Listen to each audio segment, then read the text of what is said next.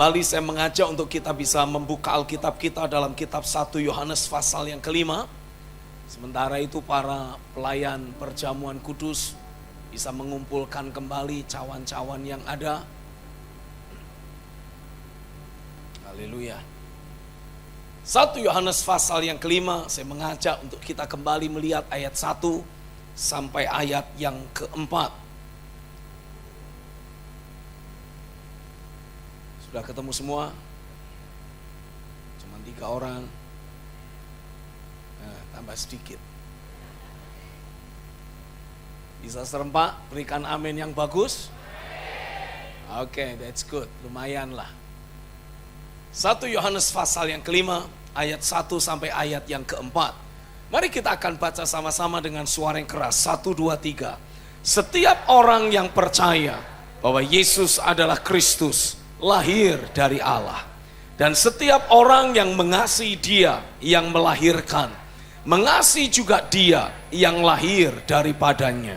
Inilah tandanya bahwa kita mengasihi anak-anak Allah, yaitu apabila kita mengasihi Allah serta melakukan perintah-perintahnya. Sebab inilah kasih kepada Allah, yaitu bahwa kita menuruti perintah-perintahnya. Perintah-perintahnya itu tidak berat, sebab semua yang lahir dari Allah mengalahkan dunia. Dan inilah kemenangan yang mengalahkan dunia, iman kita. Secara spesifik, saya akan membacakan sekali lagi ayat yang keempat ini. Kalau kita membaca di dalam terjemahan New English Translation, dituliskan ayat yang keempat ini, because everyone who has been fathered by God conquers the world. Setiap orang yang sudah dibapai oleh Allah sendiri akan mengalahkan dunia ini. Yang setuju katakan amin. Dan inilah kemenangan yang mengalahkan dunia, iman kita. Beberapa minggu terakhir ini kita membahas tentang prinsip iman yang mengalahkan dunia. Setuju amin? Dimulai dari kita mewarisi iman yang menyelamatkan, dimana kalau kita mati kita pasti akan diselamatkan. Tapi Tuhan tidak menghendaki kita terus ada pada level iman yang menyelamatkan. Tuhan mau kita terus bertumbuh, bertolak dari satu takaran iman ke takaran iman yang berikutnya. Dari Roma pasal yang pertama ayat yang ke-17 dikatakan bahwa Tuhan menghendaki untuk kita sebagai orang benar terus hidup oleh iman. Katakan sama-sama, orang benar akan hidup oleh iman. Tapi Tuhan tidak mau kita terus menjalani satu takaran iman belaka. Tuhan mau kita terus bertumbuh dalam takaran iman yang berikutnya. Katakan amin. Tuhan mau menurut Roma pasal yang kelima kita terus membangun takaran iman kita, bahwa terlepas dari segala kelemahan, keterbatasan, kekurangan yang masih kita miliki, Bapa di sorga telah berniat membuat perdamaian dengan kita. Lewat korban Kristus, lewat kematian Kristus di kayu salib, kita telah dilayakkan. Sehingga kapanpun, katakan kapanpun, dimanapun, apapun kondisi hidup kita, setiap kali kita mau menghadap hadirat Tuhan, Dia selalu melayakkan kita.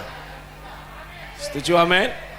Jadi saudara tidak perlu lagi merasa saya ini orang berdosa, orang yang hina, orang yang tidak layak.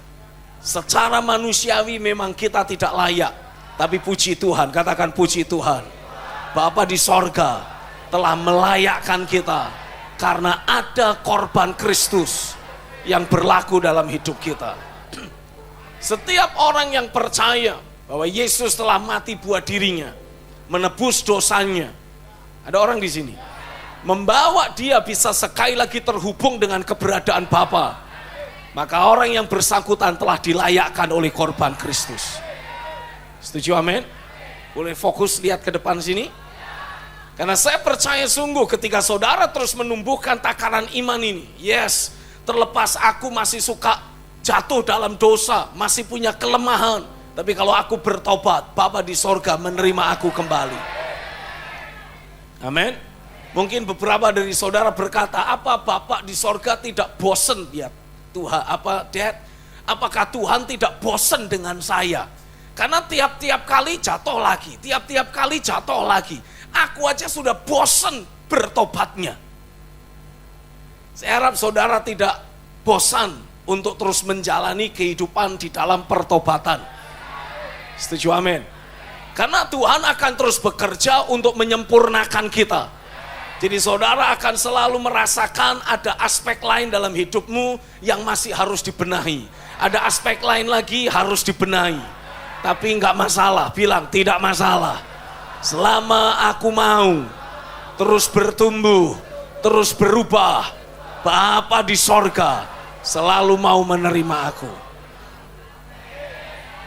Jadi terlepas dari kondisi dan keberadaan hidup saudara, Alkitab jelas memberikan penegasan, Bapa kita di sorga telah bersedia membuat perdamaian dengan kita. Tujuannya tidak lain adalah agar saudara bisa terus bersekutu dengan Tuhan. Semakin saudara bersaksi atau membuat kesaksian, tapi aku banyak punya kelemahan. Aku masih banyak punya kekurangan, masih ada banyak kekeliruan, dosa dalam hidupku. Semakin saudara membutuhkan persekutuan dengan Tuhan. Karena yang akan membuat kita hidup dalam kebenaran itu bukan kemampuan kita, bukan usaha dan upaya kita, tapi kehidupan ilahi yang Bapa alirkan dalam hidupmu. Setuju, amin. Hari ini saya berdoa biarlah kesadaran akan kehidupan ilahi yang Bapa curahkan, Tuhan alirkan dalam hidupmu, dibawa oleh Roh Kudus masuk dalam hidupmu. Itu akan semakin bertumbuh, semakin bertambah, sehingga engkau menyadari betul, aku tidak lagi menjalani hari-hariku dengan kekuatan dan kemampuanku. Aku menjalani hari-hariku karena anugerah, karena Dia mencurahkan kehidupan ilahi, dan kehidupan ilahi itulah yang memampukan aku untuk berjalan dalam kebenaran, mencintai Tuhan, ada dalam terang Tuhan. Dan hari ini aku deklarasikan, katakan, aku percaya. Yang keras, aku percaya korban Kristus itu cukup bagiku. Kehidupan ilahi, katakan sekali lagi, kehidupan ilahi terus mengalir, menggerakkan, menghidupkan keberadaanku, sehingga aku alami tangan Tuhan terus memampukan aku berjalan dalam kebenaran, melakukan apa yang benar, selalu memperkenan hati Tuhan. Itulah hari-hariku ke depan. Aku tidak lagi jatuh bangun dalam dosa. Dalam hatiku tidak ada lagi cinta dunia, tidak ada lagi cinta diri sendiri ataupun cinta uang. Sebaliknya, hati yang mencintai Tuhan, hidup takut akan Tuhan, semakin bertumbuh, semakin bertambah kuat, semakin nyata dalam hari-hariku. Terjadilah, yang percaya katakan terjadilah atasku. Oh, berikan tepuk tangan dan sorak-sorai. Haleluya, haleluya, amin. Saya percaya ketika saudara terus memberi dirimu untuk dibapai oleh Tuhan sendiri, seperti yang ditulis di Alkitab, engkau akan mengalahkan dunia ini. Cara Bapa di sorga membapai kita adalah dengan membawa saudara terhubung, dipertemukan dengan seorang pemimpin rohani yang Tuhan sudah cetak, Tuhan sudah bentuk, hari-harinya menjalani hari-hari sorga di bumi ini. Kemana ada orang di sini? Manifestasi Kristus terus bertambah nyata dalam hidupnya. Dan ketika saudara dipertemukan dengan pemimpin rohani seperti itu, pemimpin ini akan membapai saudara. Dalam pengertian akan mulai menolong saudara punya jalan berpikir yang berbeda. Karena ketika Tuhan mempertemukan saudara dengan seorang bapa rohani yang Tuhan sudah cetak, Tuhan sudah bentuk hidupnya, dia terhubung dengan realitas sorga. Come on. Tuhan akan membuat hidup saudara melihat, seperti inilah contoh kalau orang menjalani hari-hari sorga di bumi ini. Tuhan akan mulai menaburkan dalam hidupmu sebuah kerinduan. Karena ketika saudara bandingkan hidupmu dengan kehidupan sang pemimpin rohani yang mengalami Yesus tidak pernah berubah. Oh, come on. Saudara akan mulai mendapati Roh Kudus kerja dalam hidupmu, memberikan rasa kepengen. Ini adalah takaran iman yang baru. Karena kebanyakan jemaat ketika melihat hidup seorang pemimpin rohani, mereka akan berkata, wah, terlalu tinggi. Jadi kalau ada dari saudara atau siapapun yang melihat rekaman ini, saudara masih sering berkata, wah kalau dengerin khotbahnya Pak Stephen terlalu tinggi. Itu karena Tuhan belum menginstall tambahan iman. Harusnya, bilang harusnya. Ketika kita mendengar firman, yang keras, ketika kita mendengar firman, dan melihat realita hari-hari sorga di bumi ini, harusnya langsung tumbuh, muncul rasa rindu, keinginan untuk mengalami apa yang disampaikan. Jadi harusnya dari dalam diri kita akan muncul sebuah dorongan. Aku kepengen alami apa yang dialami pemimpin rohani. Kalau masih muncul rasa, ya kan siapa aku ini, cuman jemaat biasa, orang baru bertobat. Mana mungkin? Itu menandakan saudara sedang dikuasai oleh benteng-benteng keangkuhan manusia yang sifatnya untuk menentang pengenalan akan Allah. Hari ini saya berdoa semua benteng-benteng itu dihancurkan. Kuasa firman bekerja dalam hidupmu. Kata-kata yang diucapkan oleh Roh Kudus lewat hamba Tuhan masuk dalam hidupmu, menghancurkan semua konsep pikir yang salah, menghancurkan semua benteng-benteng pemikiran, ide, informasi yang tidak akurat yang membuat engkau menentang pengenalan akan Tuhan. Aku hancurkan di dalam nama Yesus. Amin. Sehingga pikiranmu akan mulai terbuka. Engkau mulai bisa melihat kemuliaan yang Tuhan janjikan bagi kita. Mungkin ada dari saudara yang hafal banyak ayat Alkitab mengatakan, loh Pak Stephen, kan Tuhan tidak pernah membagi kemuliaannya kepada yang lain. Dinubuatkan dalam kitab Yesaya. Betul ya? Aminin aja lah.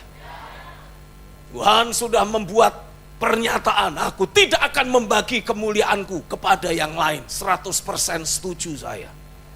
Masalahnya kita bukan yang lain. Kita adalah anaknya. Dan ketika kita berhimpun, kita adalah tubuhnya. Kalau kepala diurapi, urapan itu akan mempengaruhi seluruh tubuh.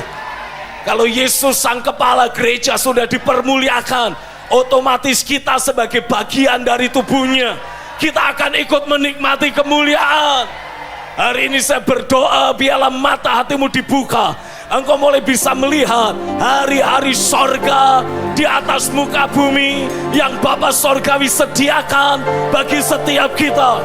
Dan ketika engkau mengalami matamu dibuka, ada hasrat, ada kerinduan, ada tekad untuk hidup dalam kemuliaan seperti yang Tuhan sudah janjikan.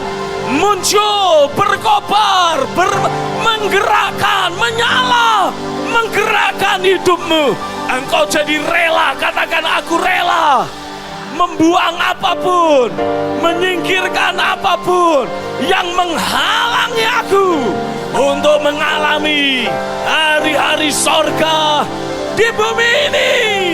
Terjadilah atasku.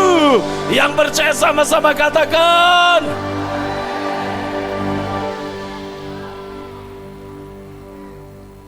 Ketika matamu dibuka oleh Roh Kudus untuk melihat kesempatan yang Tuhan beri untuk kita menikmati hari-hari sorga di bumi ini. Come on, jangan hanya manggut-manggut, katakan amin. Saya berdoa akan mulai muncul sebuah hasrat. Ada dorongan dalam batinmu. Ada kerinduan yang menyala-nyala dalam hidupmu, menggerakkan saudara. Aku harus alami apa yang dikhotbahkan itu.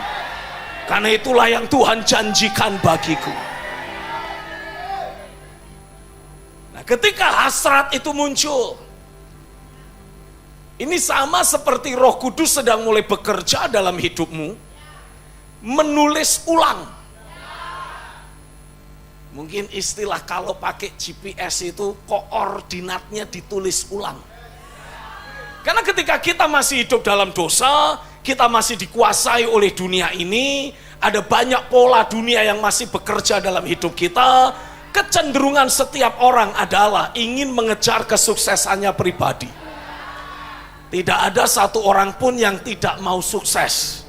Boleh angkat tangan yang mau bangkrut, yang mau terpuruk, mau sial, boleh angkat tangannya, kita doain rame-rame. Langsung terjadi menit ini juga. Tapi siapa yang mau sukses? Siapa yang mau sukses? Boleh angkat tangannya. Nggak usah takut-takut, nggak usah ragu-ragu, nggak usah separuh-separuh. Kalau mau sukses, sukses. Kalau nggak mau sukses, nggak usah. Yang pengen sukses boleh angkat tangannya. Haleluya, semua kita. Oke. Tapi ini yang saya mau saudara pahami. Ketika saudara rindu untuk menjadi sukses, pertanyaan saya, apa tolok ukurmu selama ini? Ini ditanya kok iya. Apa tolok ukur sukses yang kita punya? Apa tolok ukur sukses yang kita punya? Punya rumah 10. Karena itulah yang menjadi tolok ukur kesuksesan banyak orang. Punya mobil bagus 3. Satu buat saya, satu buat istri, satu buat anak. Kayaknya kok nggak pada. Apa tolok ukur sukses yang lain? Punya deposito miliaran. Tanpa sadar itulah yang kita masih simpan dalam hidup kita. Di gereja saudara bilang, enggak lah. Atau cuman diem. Karena kalau kita mengakui semua itu di dalam gereja, apalagi di PCC, bisa diomelin Pak Stephen. Jadi mendingan amannya diem sajalah. Tapi jauh di dalam alam bawah sadarmu, keinginan itu masih ada. Saudara yang selama ini ke gereja naik angkot, pasti pengen punya kendaraan pribadi. Kalau saudara tidak punya keinginan itu bohong. Dan pembohong tidak masuk surga. Buat saudara yang selama ini masih ngontrak, jadi kontraktor, pasti juga kepengen punya rumah sendiri, walaupun cuman kecil. Yang penting sudah punya sendiri. Ngaku saja, kenapa sih? Dosa nggak pengen punya rumah sendiri? Tidak lah, kenapa dari tadi tidak mau ngaku? Takut dibilang duniawi gitu. Kalau saudara selama ini menjalani kehidupan sehari-hari dengan penuh penderitaan, hanya untuk makan sesuap nasi saja harus kerja keras sedemikian rupa, itu pun masih dihina-hina orang lain. Pasti juga kepengen punya pekerjaan yang mapan. Betul ya? Normal ya? Tapi ini yang saya mau saudara pahami. Keputusan-keputusan yang kita buat tanpa sadar sudah seringkali menyerongkan kita dari agenda kekal Tuhan. Nah, Bapa di sorga dituliskan dalam Alkitab sudah menuliskan hari-hari yang harusnya kita jalani itu dalam sebuah kitabnya. Dan saya percaya apapun hari-hari yang Tuhan sudah tuliskan di kitabnya, itu selalu penuh kemuliaan. Selalu penuh dengan sorak kemenangan, penuh dengan sukacita, membawa kita merepresentasikan realitas sorga di bumi ini. Setuju, amin? Tapi kalau hari-hari ini kita sudah jadi Kristen bertahun-tahun, masih harus bergumul sedemikian rupa hanya untuk kebutuhan sehari-hari. Sorry, saya harus tegaskan, ada yang salah dalam hidup. Saudara boleh punya keinginan, saudara boleh memiliki hasrat. Saya pengen jadi orang sukses, supaya kalau aku sukses, aku bisa melayani Tuhan. Niatmu bagus, tapi selama pola dunia ini terus ada dalam hidupmu, tanpa saudara sadari, engkau akan terus membuat keputusan-keputusan yang semakin jauh dari hari-hari sorga di bumi yang Bapa sediakan bagi setiap kita. Itu sebabnya Roh Kudus harus mengerami kita sekali lagi. Sadarilah, setiap kali kita datang ibadah, setiap kali saudara ikut PG, itu Roh Kudus melayang-layang atas hidupmu. Tiap kali ibadah seperti ini ada hadirat Tuhan yang terus Tuhan curahkan, sedang melayang-layang atas hidup kita, siap untuk masuk dalam hidup kita. Kapan hadirat Tuhan, pribadi Roh Kudus itu akan betul-betul mengerami hidup kita? Pada waktu saudara ambil keputusan. Oh come on, katakan sama-sama, setiap kali aku membuat keputusan untuk selalu mentaati arahan Tuhan, aku akan alami hidupku dibuat semakin mendekati realita hari-hari sorga di bumi ini yang Bapa sudah tuliskan dalam kitabnya untuk aku jalani. Selama beberapa waktu ini saya terus betul-betul berdoa agar setiap saudara selalu membuat keputusan yang tepat, keputusan yang akurat. Karena ketika saudara membuat keputusan yang tepat, setiap langkah ketaatan kita, keputusan yang akurat tadi akan selalu mendekatkan kita pada agenda kekal Tuhan, di mana saudara selalu menikmati hari-hari sorga di bumi ini. Tidak ada lagi pergumulan, tidak ada lagi tantangan yang terlalu hebat, tidak ada lagi perkara-perkara yang memberatkan hatimu. Come on, ada orang di sini. Sebaliknya saudara akan terus menikmati hari-hari sorga di bumi ini. Kalaupun ada tantangan, kalaupun ada peperangan, itu hanyalah sarana yang Tuhan beri untuk kita punya koleksi piala kemenangan jadi lebih banyak lagi. Oh come on, katakan amin. Karenanya saya mendorong saudara, miliki sebuah tekad dalam hidupmu mulai hari ini. Bilang mulai hari ini, aku akan lebih berhati-hati dengan setiap keputusan yang harus aku buat. Karena setiap keputusan yang aku lakukan akan mendekatkan aku pada agenda kekal Tuhan.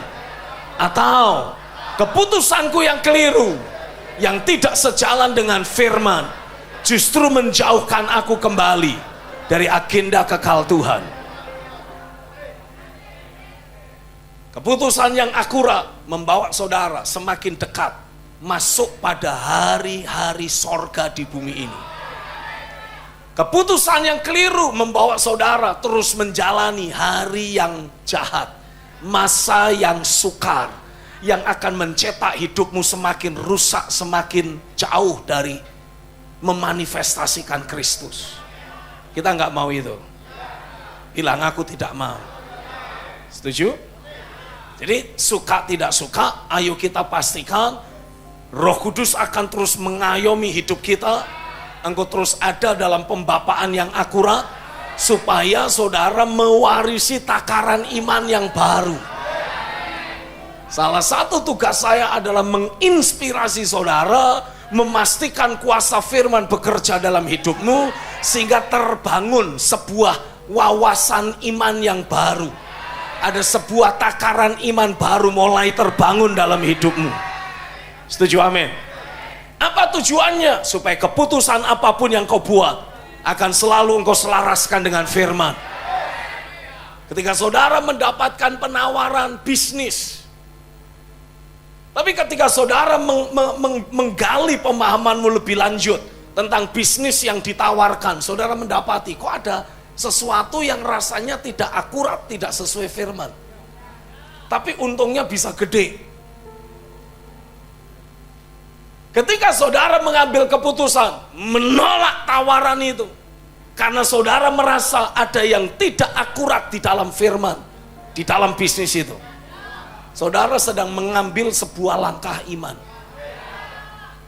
Karena kebanyakan orang nggak mikir tentang akurat tidak akurat, yang dipikir kalau bisnis apa? Untung.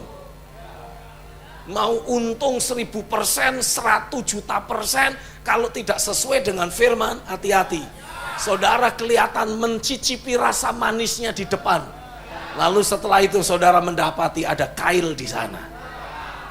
Dan saudara tidak bisa lepas dari apa yang iblis akan lakukan dalam hidup.